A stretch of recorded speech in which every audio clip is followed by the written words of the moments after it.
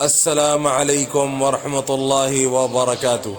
بسم اللہ الرحمن الرحیم، نحمده ونصلی علی رسولہ الکریم، اما بعد۔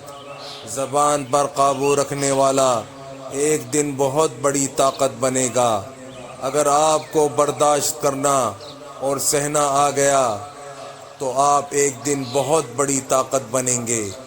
جب آپ برداشت کرتے ہیں تو آپ کے اندر ایک طاقت پیدا ہوتی ہے، وہ طاقت جو آپ کی روح کو تسکین دیتی ہے اور دوسروں کے لیے ہارنے کا کام کر دیتی ہے، اور اگر آپ پھٹ گئے تو پھر تباہی آ جاتی ہے۔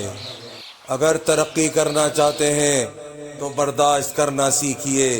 ایسی بات جو دوسروں کے دل پر جا کر لگے، ایسی بات کرنے سے گریز کرنا چاہیے۔ جھوٹ بولنے اور غیبت کرنے سے بھی گریز کریں۔ اللہ اور اس کے رسول صلی اللہ علیہ وسلم کی یاد سے اپنی زبان کو تازہ رکھیں۔ اگر کبھی بات ہاتھ سے نکل جائے تو جیسا اللہ تعالیٰ نے فرمایا ہے کہ معافی مانگو، جس کی دل آزاری کی ہے اس سے جا کے معافی مانگو۔ اللہ تعالیٰ دل آزاری کرنے والوں سے ناخوش ہوتے ہیں۔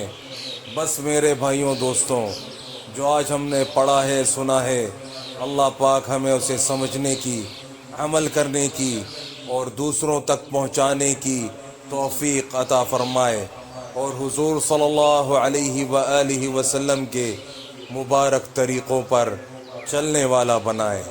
السلام علیکم ورحمۃ اللہ وبرکاتہ۔